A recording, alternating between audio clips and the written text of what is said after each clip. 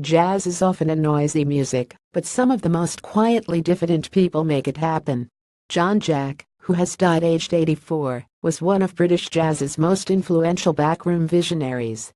A fascinating source of oral jazz history, as well as a producer, promoter, and enabler, John was appositely dubbed the Zelig of British music by his friend Mike Gavin for the nous that seemed unerringly to put him in the right place at the right time. From his 20s to his 80s, John had his finger on the pulse of contemporary music, and of many of Britain's wider cultural changes too. He was a trombone-playing participant in the birth of Britain's Trajas revivalist scene as a teenager, an adventure that began with the purchase of Jelly Roll Morton's Drive Jazz and Pinetop Smith's Jumpsteady Blues Records in Shepherd's Bush Market, West London, around 1947. Following national service in the army, he became a bohemian habitué of the Soho nightlife that threw the ethnically diverse practitioners of jazz, African, and Caribbean music together. An autodidactic British beatnik living in Paris sits amid the café intellectuals of the left bank in the 50s, an aficionado of anarchist politics in the Basque Country, and later a student at the Slade School of Fine Art, London, who became an enthusiastic Gauguinesque painter of primitive art. By the 60s, he had been a traveling salesman for early indie labels including Carlo Cromer's Esquire and Emile Shallot's Melodisc, the former promoting emerging British jazz stars such as Humphrey Lyttelton, Acker Bilk and Ronnie Scott, the latter a variety of world folk forms and calypso and mento styles from the Caribbean. He was a roadie for the Vipers skiffle band, and the sharp-eared promoter who in 1963 booked a rising young R&B quintet called the Rolling Stones to play the Manor House Jazz Pub in North London for a split of the door money. From 1965 to 1968, John managed the original Ronnie Scott's Club in Gerrard Street, Chinatown, as an all-comers jamming haunt after the main venue had moved upmarket to Frith Street.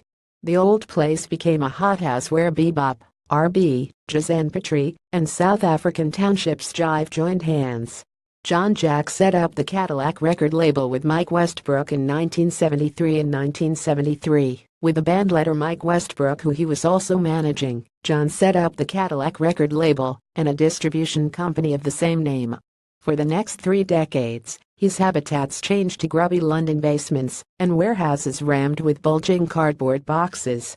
The goatee-bearded, coolly dapper and constantly preoccupied proprietor could prove an unexpectedly bad-tempered recipient of unscheduled phone calls or visitors to his workplace. But the stormclouds of muttered expletives would quickly lift with peacemaking offers of tea and murmured salutations of "What can I do for you, dear boy?" A shy man with a big heart and profound empathy for the trials and insights of creative players, he used the role of producer-distributor to make a real difference to the accessibility of artists from many corners of contemporary music. The work of UK post-bop originals such as Westbrook, Stan Tracy and Mike Osborne, the Jamaican free jazz pioneer Joe Harriott, post-Coltrane American adventurers including the violinist Billy Bang, and the saxophone virtuoso David Murray, they all found their way into the Cadillac catalog, and they became artists who could count on John as friends.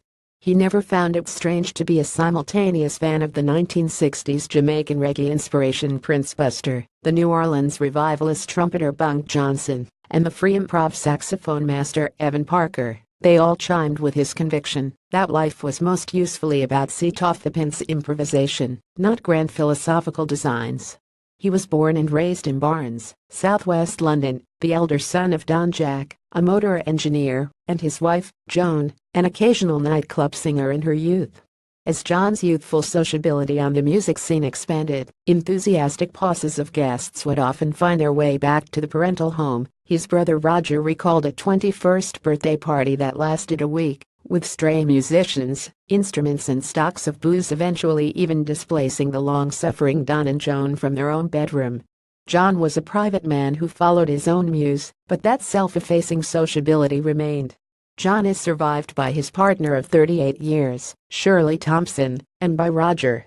John Michael Jack, jazz producer and promoter, born 25 May 1933, died 7 September 2017.